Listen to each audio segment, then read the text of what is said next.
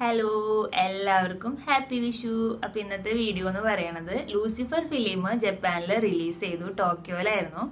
അപ്പോൾ അവിടെ ഞങ്ങളും പോയിട്ടുണ്ടായിരുന്നു. ഫസ്റ്റ് ടൈമാണ് ഞങ്ങൾ തിയേറ്ററിൽ പോയിട്ട് ഒരു മൂവി കാണുന്നത്. അതും ഒരു മലയാളം മൂവി കാണാൻ പറ്റിയതിൽ ഒരുപാട് സന്തോഷമുണ്ട്. അപ്പോൾ ഇങ്ങനെ ഒരു അവസരം ഒരുക്കി തന്നെ സെല്ലുലാർ ജപ്പാനിന് ഒരു ബിഗ് താങ്ക്സ്. അപ്പോൾ അവിടെ പോയതിൻ്റെ കുറച്ച് വീഡിയോസും പിന്നെ കുറച്ച് റിവ്യൂ ഒക്കെ കളക്ട് ചെയ്തിട്ടുണ്ട്. ബാക്കി വിശേഷങ്ങളൊക്കെ വീഡിയോയിൽ കാണാം. അപ്പോൾ വീഡിയോ കണ്ടിട്ട് ഇഷ്ടപ്പെട്ടിട്ടുണ്ടെങ്കിൽ ചാനൽ സബ്സ്ക്രൈബ് ചെയ്യാനും അതേപോലെ തന്നെ ലൈക്ക് ചെയ്യാൻ, നിങ്ങളുടെ അഭിപ്രായങ്ങൾ താഴെ കമൻറ്റ് ചെയ്യാം. നാട്ടിൽ നല്ല ഹൗസ്ഫുള്ളൊക്കെ ആയ ഓടുന്ന മൂവീസാണ് അധികം ഇവിടെ റിലീസ് ചെയ്യാറ്. ഞങ്ങൾ ഫസ്റ്റ് ടൈമാണ് പോകുന്നത്. അപ്പോൾ ഈ മൂവി വന്നിട്ട് ഇവിടെ ഹൗസ്ഫുള്ളായിട്ടാണ്. April 14th സൺഡേ ഇവിടെ ഹൗസ്ഫുള്ളായിട്ട് ഓടി. അതുകൊണ്ട് തന്നെ ഇനി ഒരു ഷോയും കൂടി ഉണ്ട് കേട്ടോ. ടിക്കറ്റൊക്കെ നേരത്തെ തന്നെ ബുക്ക് ചെയ്തു, പക്ഷെ സീറ്റ് റിസർവേഷൻ ഉണ്ടായിരുന്നില്ല. അതുകൊണ്ട് നല്ലൊരു സീറ്റ് കിട്ടണമെങ്കിൽ നേരത്തെ തന്നെ പോകേണ്ടി വന്നു. അപ്പോൾ ഞങ്ങൾ നേരത്തെ പോയി. 2 മണിക്കൂറിനടുത്ത് ട്രാവൽ ഉണ്ടായിരുന്നു അവിടേക്ക്. ഞങ്ങൾ ഈ യാത്ര ചെയ്ത 2 മണിക്കൂറൊന്നും അല്ലാന്ന് അവിടെ എത്തിയപ്പോൾ മനസ്സിലായി. 3-4 മണിക്കൂറൊക്കെ യാത്ര ചെയ്തിട്ടാണ് ഒരുപാട് പേര് അവിടേക്ക് എത്തിയിട്ടുണ്ടായിരുന്നത്. ഒരുപാട് മലയാളികളെ കാണാൻ പറ്റി. അതേപോലെ തന്നെ ജപ്പാൻകാരും ഉണ്ടായിരുന്നു സിനിമ കാണാൻ. ഇംഗ്ലീഷ് സബ്ടൈറ്റിൽസ് ഉണ്ടായിരുന്നു.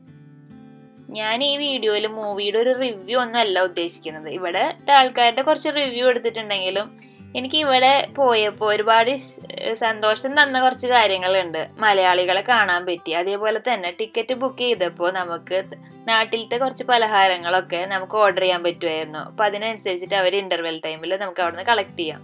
അപ്പോൾ ഒരുപാട് സന്തോഷം തോന്നി. നാട്ടിൽ നിന്ന് ഇത്രയും 1.5 വർഷത്തോളമായി ഇവിടെ മാറി വന്ന് നിൽക്കുന്നത്. അപ്പോൾ നമുക്ക് മിസ് ചെയ്യണ കുറച്ച് കാര്യങ്ങളാണല്ലോ ഇതൊക്കെ. അപ്പോൾ അതിനൊക്കെ ഒരു അവസരം കിട്ടിയപ്പോൾ ഒരുപാട് സന്തോഷം തോന്നി.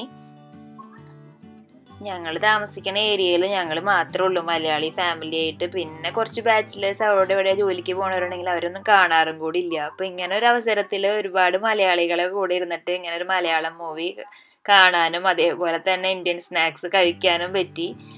അപ്പോൾ കുറച്ച് നേരത്തേക്ക് നമ്മൾ ജപ്പാനിലാണെന്ന് തന്നെ സത്യം പറഞ്ഞാൽ മറക്കും. പിന്നെ തിയേറ്ററിൽ നിന്ന് ഇറങ്ങുമ്പോഴാണ് ഇവിടെ തന്നെയാണല്ലോ എന്നുള്ളൊരിത് വരിക.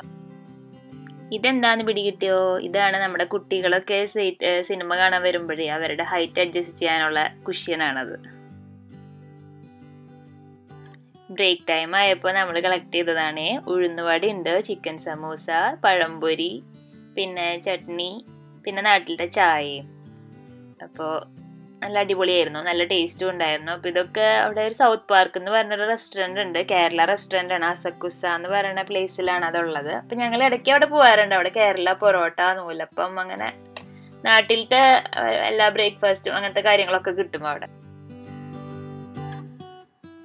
മൂവി റിലീസ് ചെയ്തതിൻ്റെ അന്ന് കാലത്ത് ഒരു മെയിൽ വന്നതാണ്. എല്ലാവരും മോഹൻലാലിൻ്റെ കോസ്റ്റ്യൂം ഇട്ട് വരാൻ പറ്റുമെങ്കിൽ അങ്ങനെ വരാണെന്ന്. വൈറ്റ് ഷർട്ടും മുണ്ടും ബ്ലാക്ക് കര മുണ്ടൊക്കെയാണ്. അപ്പോൾ ഉള്ളത് വെച്ചിട്ട് എല്ലാവരും അഡ്ജസ്റ്റ് ചെയ്ത് കുറേ പേരൊക്കെ അങ്ങനെ വന്നിട്ടുണ്ടായിരുന്നു.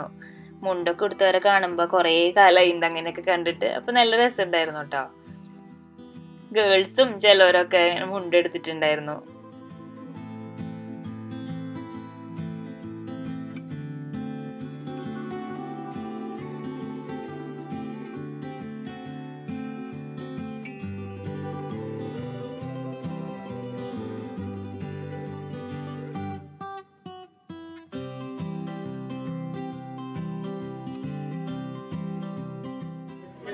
മോഹൻലാൽ കിടു ഡയലോഗ്, കിട്ടില്ല മാസ് സീനുകള്, പൃഥ്വിരാജ് പുലി സൂപ്പർ സംവിധാനം, എല്ലാം കിടിലായിട്ടുണ്ട്.